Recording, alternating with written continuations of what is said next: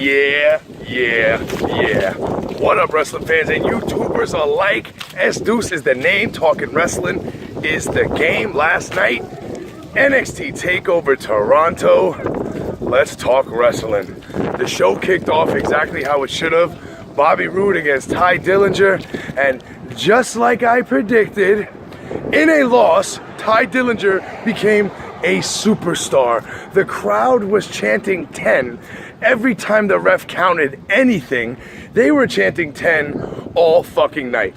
But Bobby Roode beats Ty Dillinger in a very competitive match. A very good match. Remember, two Canadians, I thought the crowd would be split? No, they booed the bad guy.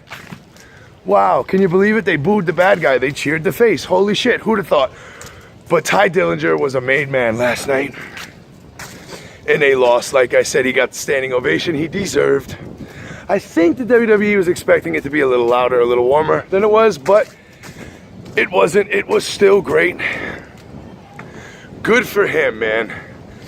Amazing for him. Then we had the Authors of Pain demolish TM61. The Authors of Pain win the Dusty Classic with help from Paul Ellering, who was 15 feet in the air in a Shark Tank cage.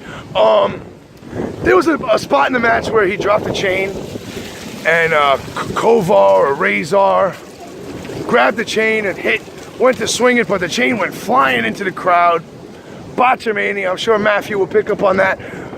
But again, like I predicted, the Authors of Pain win the Dusty Classic, and TM61 in a loss are now the next, maybe third best, or second, definitely second best popular team in NXT, but third most likely to get a title shot in the near future. Which brings me to the NXT Tag Team Championship match. Best 2 out of 3 falls. The Revival against DIY, Tommaso Ciampa and Johnny Gargano. Johnny wrestling. The first fall went to the Revival. And the next 2 go to DIY. Ciampa and Gargano are your new NXT Tag Team Champions. Just like I predicted. The end, though, the final fall was great because the Gargano lock and Tommaso Ciampa locked in that armbar, and both the Revival tapped out at the same time. Congrats to Gargano and Ciampa, man. They deserve those belts. They got those belts. But how long until the Authors of Pain take those belts? We got to keep an eye on this. Then Asuka and Mickie James. It was a very competitive match. That Mickie kick, the Mick kick, I thought Mickie James was going to win the NXT Women's Championship last night. But like I said, like I predicted, no, it didn't happen. Asuka retains her NXT Women's Championship. Mickie James gets a standing ovation.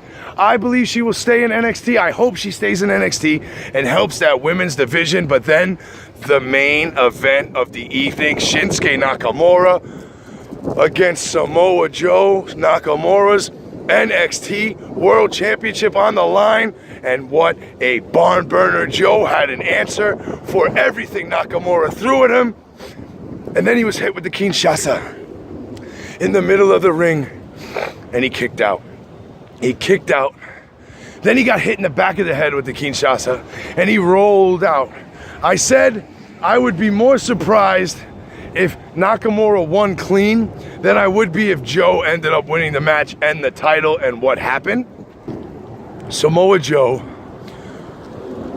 grabs Nakamura outside while the ref's not looking, low blows Nakamura and gives him a rock bottom-esque choke slam onto the steel steps, rolls him back in the ring, hits the muscle buster. 1, 2, 3. Samoa Joe is now a 2-time NXT World Champ. And I believe he's the first ever 2-time NXT champ. And they weren't talking about it last night. It wasn't a big deal. You know, Joe won, yeah, whatever, oh my God. He had an answer for everything Nakamura threw at him last night. But most important, S Deuce is the name. Talking wrestling is the game. I was 5 for 5 last night. Every match I predicted on NXT TakeOver went exactly how I predicted it. Samoa Joe and Nakamura. Remember, I did say Nakamura could win, but he wasn't going to win clean. And I said I'd be surprised. I'd be more surprised if Nakamura won clean than I would be if Joe won the world title. And Joe is now a 2-time NXT champ.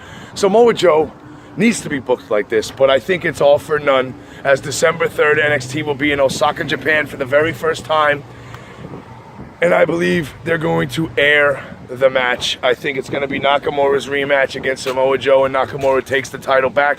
I remember I talked about it yesterday on the video. If you watched it, I hope you watched it, because if you didn't, you would have heard, or you didn't hear, that I said they never play hot potato with the NXT Championship. They haven't yet. Nakamura's had it since August.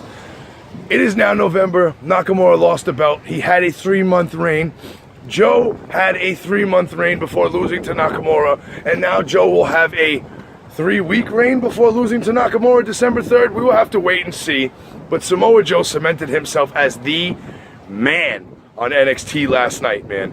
What a freaking match. If you didn't watch NXT TakeOver, get the network. Watch the replay.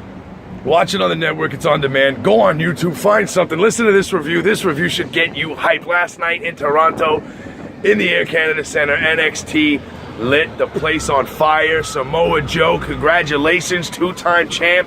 DIY, congratulations, new tag team champ. Asuka is still undefeated. The Authors of Pain, congratulations on winning the Dusty Classic tag team tournament. And Ty Dillinger, congratulations on losing but becoming a made NXT superstar. Look out for big things from Ty Dillinger, man. I think they need to create a secondary title. I think NXT needs a television championship. Let's see how that goes. But remember, here on Let's Talk Wrestling, man, there's no gimmicks needed. It's just me, the beautiful New York background, and you, the viewer. So don't forget to like, thumbs up this video, man. Like it, share it, subscribe to the page. Comment. Let me know what you thought about NXT TakeOver Toronto, and always tell a friend to tell a friend about Let's Talk Wrestling Survivor Series tonight. Who you got?